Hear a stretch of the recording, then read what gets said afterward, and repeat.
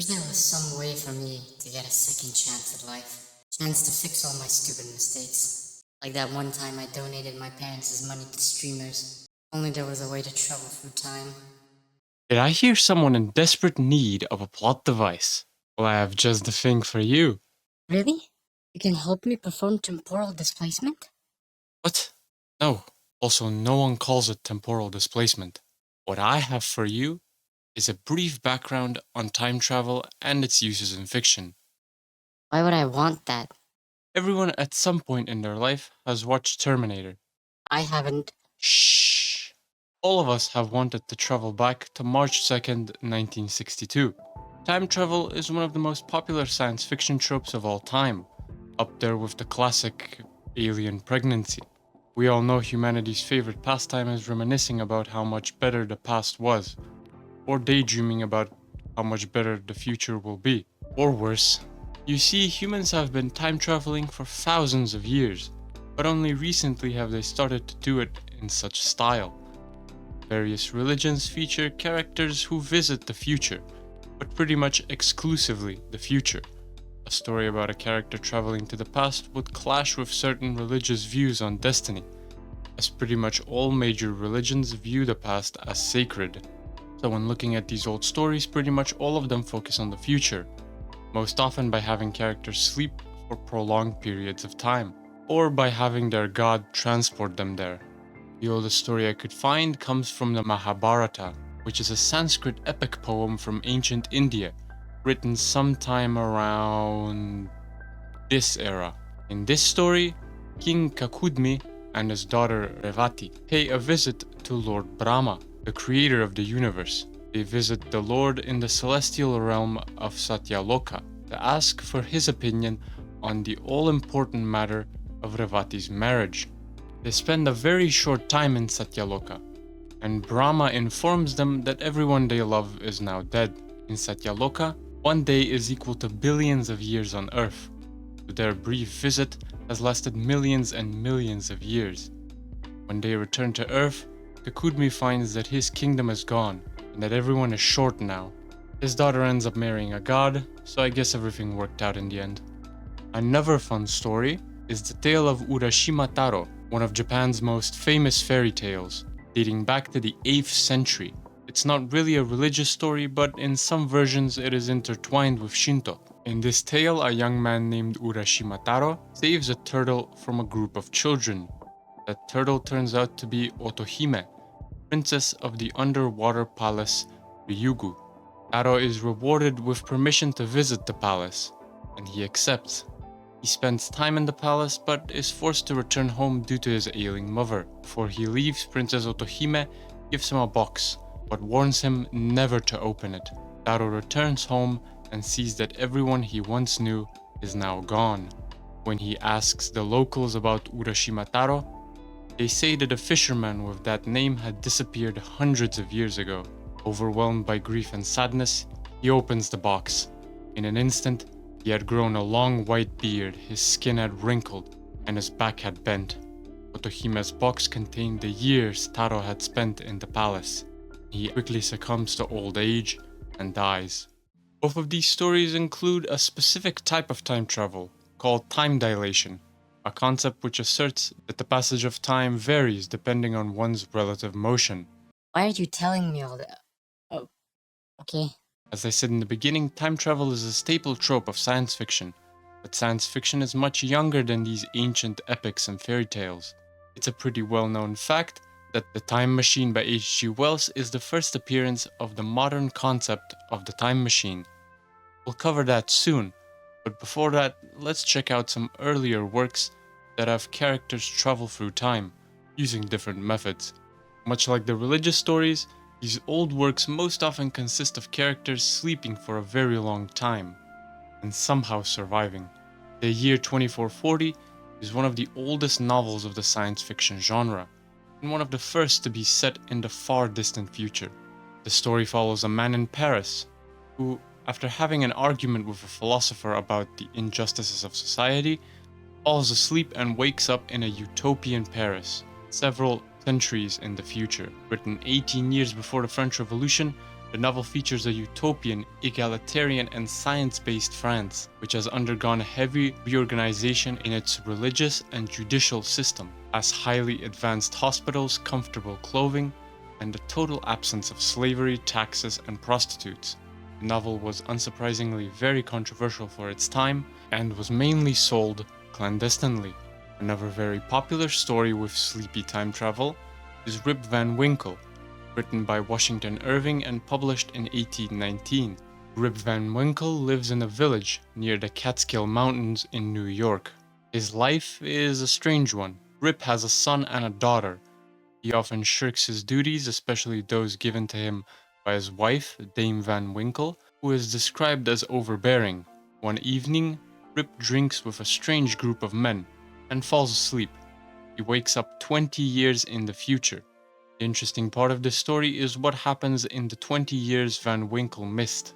He sleeps through the entire American Revolution, and once he wakes up, he finds himself in the newly born United States of America. All signs of British rule are gone, and so are most of the people Winkle knew.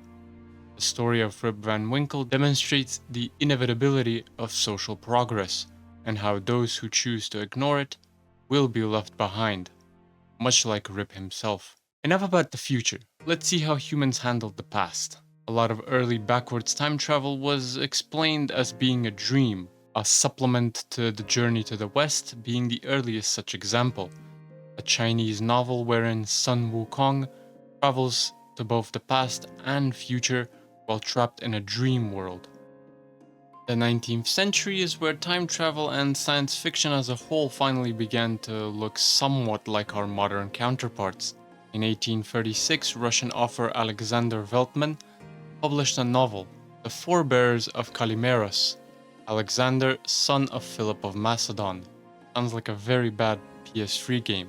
In the book, Kalimeros travels to ancient Greece on a hippogriff in order to find out what made ancient rulers so exceptional. An anachronism from 1838 tells the story of a man who missed his coach and travels back in time and talks with a monk about the differences between both their worlds. Surely everyone has seen some version of Charles Dickens's A Christmas Carol. My favorite one is The Muppet Christmas Carol, but you probably don't care. Ebenezer Scrooge travels to both the past and future through the help of free spirits that offer Scrooge a chance at redemption. Edgar Allan Poe's A Tale of the Ragged Mountains from 1844 focuses on reincarnation, as the character Augustus Bedloe experiences visions of his death in a past life, or dying once more.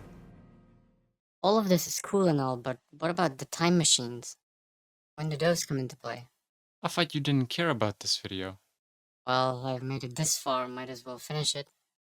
Remember how I mentioned that The Time Machine by Wells is the first appearance of an actual time machine? Well, I lied. There are actually 3 works that predate Wells's that use some type of time machine. The Clock That Went Backward by Edward Page Mitchell from 1881 uses a magical clock to transport our characters 300 years into the past, specifically to the Siege of Leyde in 1574. This one is a bit more complicated as it's more pure fantasy than sci-fi, but the clock is still a time machine. El Anacronopete by Enrique Gaspar from 1887, or The Time Ship, A Chrononautical Journey in English, but that's way less interesting. The novel follows Dr. Don Sindulfo, who unveils his invention at the 1878 Paris Exposition. It's a large, electrically propelled vessel that can travel through time, and Sindolfo uses it to travel back in time in order to marry a child. And last but not least, we have The Chronic Argonauts by H.G. Wells himself, written in 1888, predating his own work by 7 years. Chronic Argonauts focuses on Dr. Moses Nebogipfel, who arrives to a small Welsh town and quickly arouses suspicion from the locals.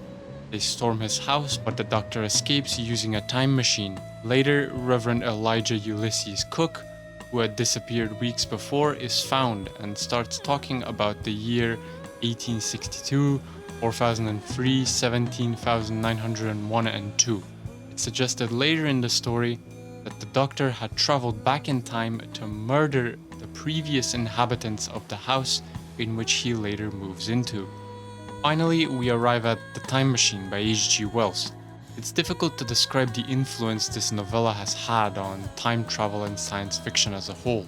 This book skyrocketed Wells's career, and over the coming decade, he cemented himself as the father of science fiction, with other works like The Island of Dr. Moreau, The War of the Worlds, and so on and so forth. Before the success of The Time Machine, time travel was associated with mystical fantasy, but Wells's false utopian world changed that forever.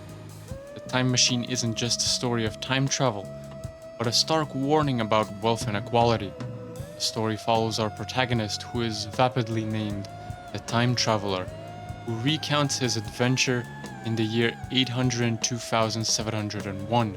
The future in that year at first glance appears utopian, lacking any form of worry or struggle. But as the story goes, the traveler, as well as we the readers, slowly start to see the dark underbelly of humanity's future condition. To cut a not so long story short, our protagonist surmises that due to wealth inequality, which has grown completely out of control, humanity has split into two distinct species. The Eloi, or the upper class, has created a utopia for itself on the surface of the planet. However, due to the absence of struggle or need of thought, the Eloi have fallen into decadence, becoming weak, gentle, and lazy. On the other side, we have the Morlocks, the descendants of the working class, who were forced to live in the tenebrous underground. They have served the Eloi for an inconceivable amount of time, but gradually have begun feasting upon them. On account of this fact, the Eloi have grown scared of the dark and sleep in large groups to avoid being taken in the night. The plot of the book mostly consists of the time traveler searching for his time machine, which has been taken by the Morlocks. Once he returns to the present, his recount of the events is mocked by everyone except the narrator, who is unsure whether or not to believe him. The next day, he sets off on another adventure, assuring the narrator that he'll be back soon. The book ends with the revelation that 3 years have passed since that day, and that the time traveler was never seen again. With the immense popularity of The Time Machine and Wells's subsequent works, time travel quickly became a very popular device for authors, and with Einstein's special theory of relativity in 1905, the concept starts being explored more and more. In the 20th century, we start to see many different stories utilizing it in different ways. Time paradoxes, alternate timelines, temporal wars, time loops, and many more. I could go on naming popular works that incorporate time travel, but you probably know the most important ones. The ones that became staple works of sci-fi literature, film, and TV history.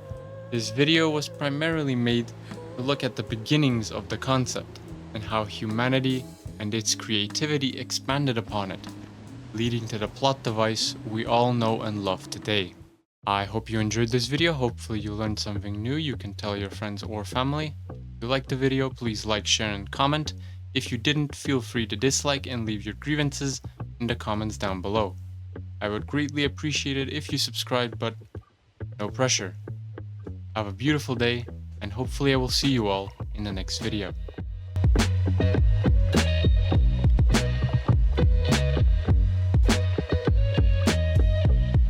Is it over? Let me tell you, while this guy was blabbering, I was able to contact this scientist guy, and he said that he can get me a